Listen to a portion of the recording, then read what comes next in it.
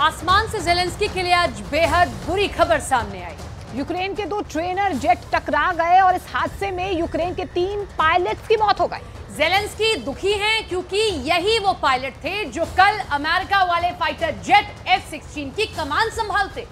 F-16 के Ukraine पहुंचने में जो सबसे बड़ी रुकावट है वो राजनीतिक, सामरिक या कूटनीतिक नहीं है, बल्कि काबिल पायलटों की कमी है। उनकी कमजोर अंग्रेजी है क्योंकि अभी तक यूक्रेन सोवियत दौर के विमान इस्तेमाल करता हुआ है और F-16 एक अमेरिकी फाइटर जेट है।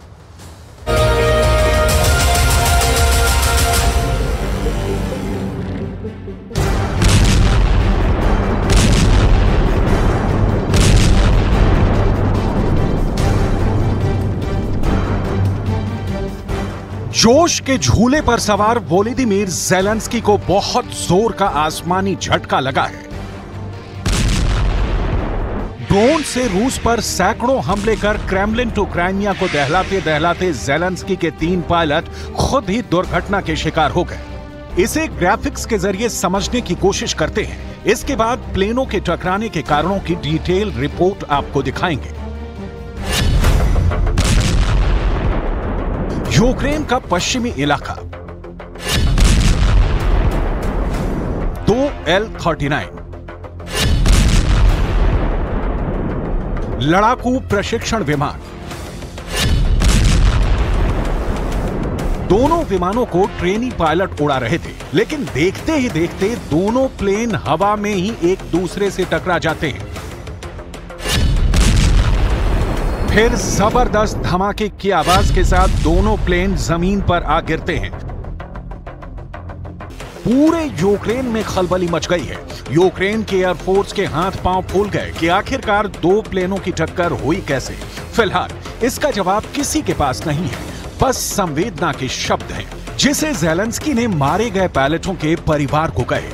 आप भी सुनिए। Вчора у небі над Житомирщиною сталася катастрофа. 3 льотчиків загинули. Серед них Андрій Піщиков, позивний Джуз, український офіцер, один з тих, хто дуже допомагав нашій державі. Дуже. Мої співчуття рідним та близьким, усім, хто знав хлопців. Триває розслідування того, що сталося. Деталі говорити зарано, звичайно, будуть з'ясовані всі обставини. Звичайно, Україна ніколи не забуде кожного, хто захищав вільне небо України. अब आते हैं उन सवालों पर जिसका जवाब नाटो की एयरफोर्स भी ढूंढ रही है। यह दुर्घटना उस वक्त हुई है जब कहा जा रहा है कि आज अगर यूक्रेन के पास ट्रेंड पायलट होते तो F-16 की डिलीवरी अब तक हो गई होती। लेकिन उसके पहले प्लेनों की टक्कर पर 4 बड़े सवाल। हवा में क्यों हुई यूक्रेन के 2 जेट फाइटर की टक्कर? क्या पायलटों की गलती से यूक्रेन ने खो दिए लड़ाकू विमान? L-39 ट्रेनी विमानों में हो गई थी तकनीकी दिक्कत या रूस के एयरफोर्स ने की थी साजिश? इन चारों सवालों का जवाब एक एक कर डिटेल में दिखाएंगे, लेकिन उसके पहले यूक्रेन के एयरफोर्स की वो ताकत जिसे लेकर ज़ेलेंस्की आजकल बड़े आश्वस्त दिख रहे हैं, मॉस्को पर हमले कर रहे हैं। क्या हुआ था हवा में उस वक्त जब 2 विमान टकराए? साजिश या सिर्फ दुर्घटना या पायलटों में प्रशिक्षण की कमी? तलाशेंगे हर एक जवाब, लेकिन उसके पहले यूक्रेन की छोटी सी किंतु शक्तिशाली जेट फाइटर्स की ताकत देख लीजिए। 22 फरवरी 2022 को युद्ध की शुरुआत के वक्त यूक्रेन 70 लड़ाकू विमानों के साथ मैदान में उतरा। यूक्रेन के इन लड़ाकू विमानों में सोवियत काल का MiG-39 और Su-27 शामिल हैं। युद्ध के दौरान ही यूक्रेन को पोलैंड और स्लोवाकिया से 2 दर्जन के करीब MiG-39 हासिल हुए थे। लेकिन 1.5 साल के युद्ध में वो वक्त कभी नहीं आया कि यूक्रेन के लड़ाकू विमान कुछ बड़ा कर सके, क्योंकि रूस के सामने 70 एयरक्राफ्ट्स का बेड़ा होने के बावजूद यूक्रेन एयरफोर्स की ताकत में रूस के सामने कहीं नहीं टिकता। यही वजह रही कि युद्ध में यूक्रेन ने अपने 2/3 लड़ाकू विमानों को खो दिया। मतलब यूक्रेन के पास कई लड़ाकू विमान हैं, लेकिन ज्यादातर सोवियत काल के बने हुए हैं। यूक्रेन को घातक रूसी मिसाइल और ड्रोन हमलों से बचाने में मदद करने के लिए आधुनिक लड़ाकू विमानों की जरूरत है।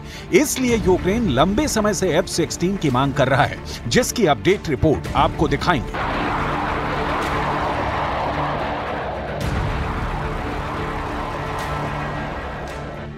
युद्ध के शुरुआती दौर से लेकर अब तक पिक्चर बिल्कुल क्लियर है कि यूक्रेन को हवा में तबाह करने के लिए रूस के पास इतने विमान हैं कि यूक्रेन की पूरी एयरफोर्स को हवा में ही तबाह कर सकता है।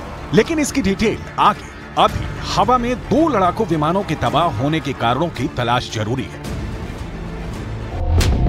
यूक्रेन ने ऐलान किया है कि उड़ान में तैयारी नियमों का उल्लंघन किया गया था या नहीं, इसकी आपराधिक जांच शुरू कर दी गई है।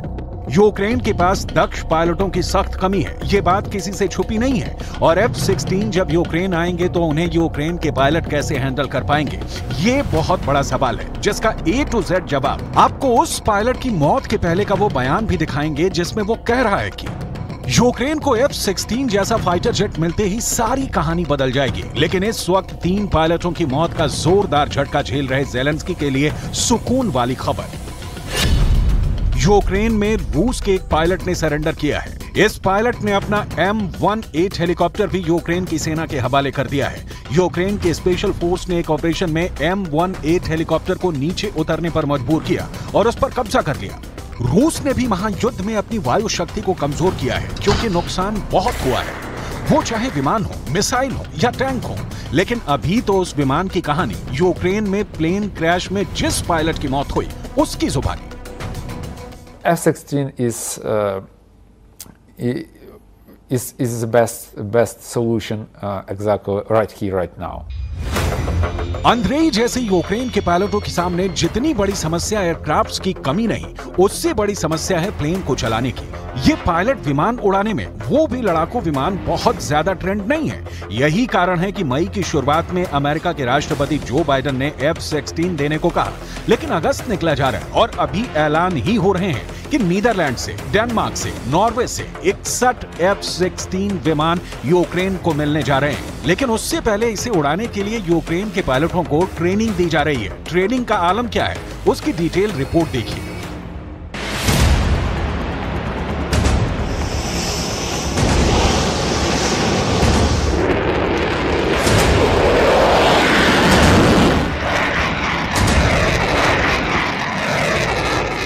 ग्यारह देशों का गठबंधन यूक्रेनी पायलट्स को F-16 उड़ाने की ट्रेनिंग देगा। लेकिन परेशानी यह है कि यूक्रेन के 32 में से सिर्फ 8 पायलट ही थोड़ी बहुत अंग्रेजी बोलने और समझने के काबिल हैं। ऐसे में अमेरिका में बने F-16 लड़ाकू विमान पर ट्रेनिंग के पहले चरण में भाग लेने के लिए इन 8 पायलटों का चयन किया गया है, जबकि 20 पायलट थोड़ी बहुत अंग्रेजी बोल पा रहे हैं। इसी महीने में ट्रेनिंग यूक्रेन के पायलटों की शुरू हो रही है।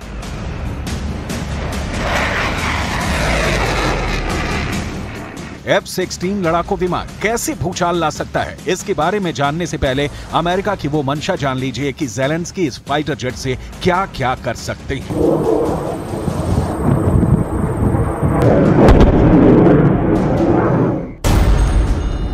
अमेरिका का साफ कहना है कि F-16 का इस्तेमाल केवल यूक्रेन की रक्षा में किया जाना चाहिए और 2014 से पहले यूक्रेन की सीमाओं के बाहर रूसी ठिकानों पर हमला करने के लिए इसका इस्तेमाल नहीं किया जाना चाहिए। तो ज़ेलेंस्की जिस F-16 को लेकर इतने जोश में दिख रहे हैं, वो F-16 आने के बाद क्या कर पाएंगे, ये देखना बेहद दिलचस्प होगा। अभी तो ज़ेलेंस्की उम्मीद की नाव पर सवार है, पश्चिमी देशों की ताकत के तबादले पर इतरा रहे हैं। ज़ेलेंस्की को सुन लीजिए, आगे बताएंगे F-16 लड़ाकू विमानों की मार, धार, प्रहार और परमाणु बम बरसाने वाली विनाशक शक्ति के बारे में। На сьогодні вже більше 20 держав приєдналися до декларації Групи 7 щодо безпекових гарантій Україні. Наша команда працює далі. Зараз майже 30 загалом разом із Сімкою. Буде більше. Розпочали перемовини з Канадою щодо двостороннього документу про безпекові гарантії. Раніше розпочали з Америкою і Великобританією. Дасть Україні значно більше можливостей.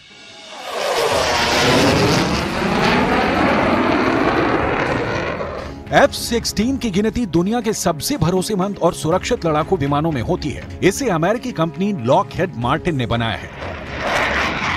अमेरिका ने 1973 में इस विमान का प्रोडक्शन शुरू किया था। दिसंबर 1976 में इसने पहली उड़ान भरी थी। हालांकि इससे पहले ऑपरेशनल उड़ान जनवरी 1979 में हुई थी। दुनिया भर में 25 से ज्यादा देशों के पास F-16 विमान है। पाकिस्तान के पास भी F-16 है।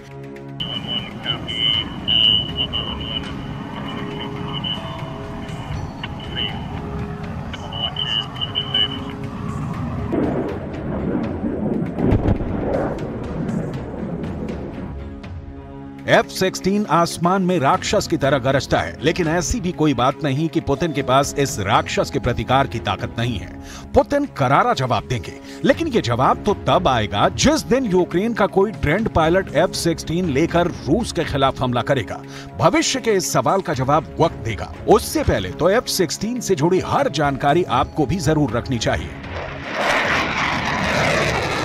F-16 की लंबाई 15 मीटर, चौड़ाई 9.45 मीटर और ऊंचाई 5 मीटर है।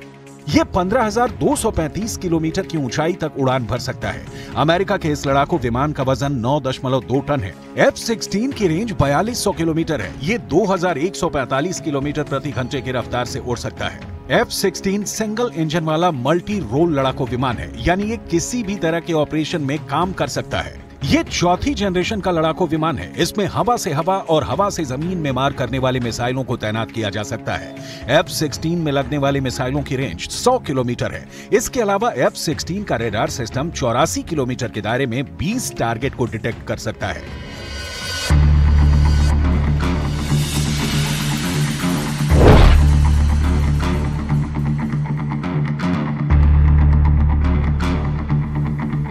F-16 की सारी शक्ति का इस्तेमाल कोई दमदार और बेहद काबिल पायलट ही कर पाएगा और इसके लिए फिलहाल ट्रेनिंग का काम शुरू होना है।